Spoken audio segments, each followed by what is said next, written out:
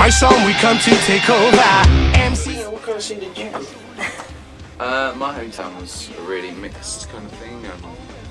In that a lot of my friends made dance music, you know, and making music on yeah, dance music. Like I grew up in Southampton, so drum and bass was huge there, and rock music. You know, I played like indie bands and stuff. Oh yeah. You know, like that was that kind of thing, but it wasn't necessarily to my taste. You played in indie band. I played indie band. You know what I mean? Same kind of thing, but he played indie band and I was indie band. You know, it wasn't necessarily my taste, but I just wanted to play music, and that's, you know, what my friends were doing.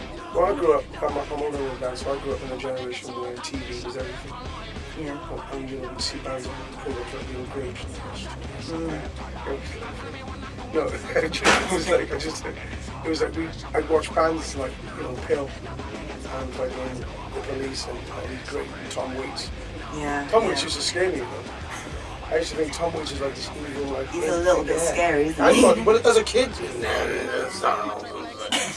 that was scary shit. Yeah. But it was just really good because the program like that would show so much so much music which was so diverse. Yeah. And the first band I ever watched and seen was a band called The Specials, and I seen them as a kid. Yeah. And the beautiful thing for me, growing up in a mixed community full of black kids and white kids all getting on, was the fact that this wasn't like a segregated band. It wasn't like black music. Because I could feel the punk in this band, but I also feel the reggae. Yeah. And I said, that's what I want to do. I want to be in a band that has that energy, that same punk, that same, well, now it's metal, but you know, that same kind of energy and mixing the genres in that way. Yeah. You know, so that's what I always wanted to do. Being a black kid growing up, you know, it seemed like I couldn't be into like sort of heavy music. I grew up from the age of like 15 to like 20.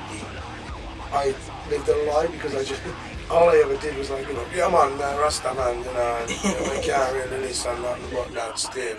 I was like, it's bollocks. Yeah. You know, because I was like living my life, really loving rock music, but not telling anybody.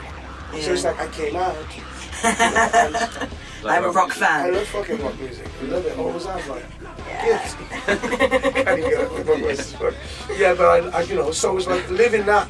But because I'm black and living in a black community, it was like, no, I can't, no. And it's like, oh, fucking sweaties, oh, listen to that shit, them sweaties, black male vanishes and make biting off chickens' heads.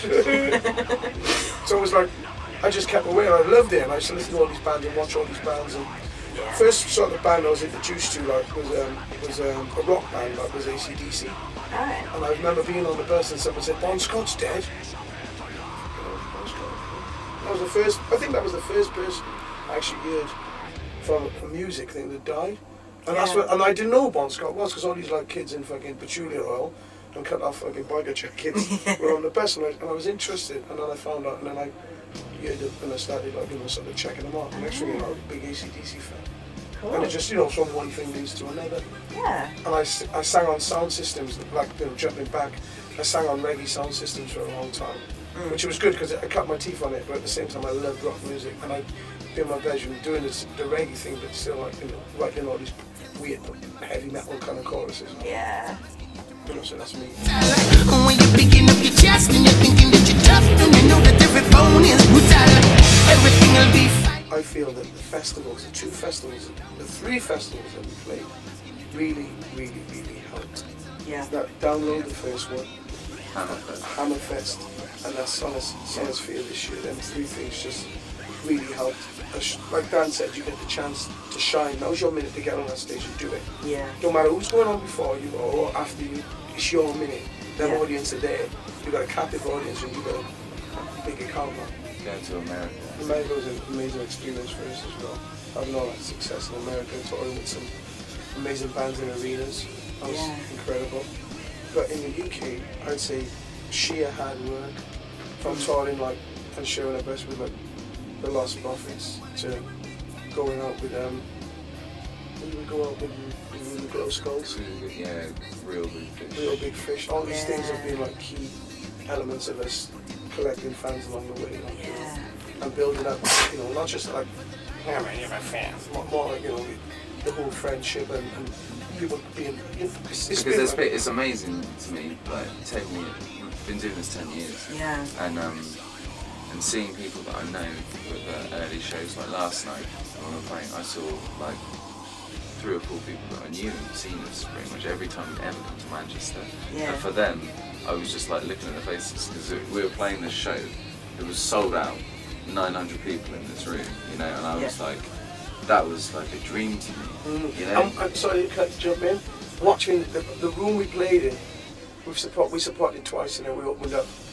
But actually being in there and seeing this place sold out for us, it was like, I said to Mike, if I start crying halfway through the show, you know why.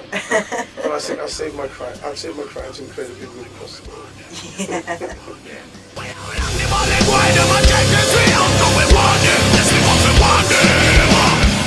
And our first record label, I mean, we were signed, and between the time of us being signed and the time of the album coming out, the head of the label changed twice, and he just didn't dig us, you know. So it was like we had that in the beginning, and then we were released on an indie label in the States that was backed by MCA, right? And then MCA folded, like it's no more. So we were without label, and then we were like, and then it was constant like. So they released it, and then there was no follow up, and you know, we were like, let's just get a new deal.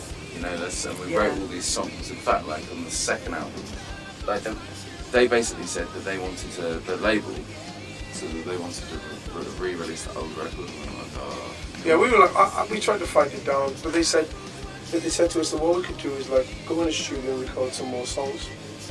So we did New Enough, and that sort of helped us like deal with it because we just wanted to fresh cut, put that record behind us. Yeah. But they said they believed in Nobody as a song. And they believed in the fear and stuff like that. And they and in the States, I mean, Nobody was released and it did really good, so it wouldn't have got that chance if we hadn't have re-released it. So, you know, that made us loads of opportunities. You know, we played on national TV in America. I know we played Conan O'Brien, which is like you tell people that. We tell American bands that a lot of the time, and they're like, you did what? Like, they can't believe it. They're like, Conan O'Brien? Hang on a minute, do you mean Conan O'Brien? We did. Yeah. And it was funny because we played Conan O'Brien, and the next day we did this like sort of underground TV show called Fuse, and that's huge as well. Yeah. You know, and so we were in an amazing position, like. But that left kids over this side of the world just having the same record, even though we put like 4 new songs on there. Yeah, yeah. So the age that we live in, no one's guaranteed. Like, they're going to be able to... Yeah, there you go. Like, it's true, isn't it? Yeah. So it's like, after that, then they released the album. We toured for 2 years on it, which was great fun. We got Modello, Bullet for My Valentine. Yeah. You know, I mean, how many bands, you know, the same band can tour with Bullet for My Valentine and have the crowd bouncing, right? And Go Modello and have the crowd. How many bands can And then Disturbed. And then Disturbed. And then... Real Big Fish. You played with him as well, yeah, didn't you? With him, yeah. I find that quite a weird mix. No, but I mean, that's the nature of the music we make. Yeah. You know, there's something in there for everybody. You know, and it's like, to do that, you know. And well, anyway, let's study back.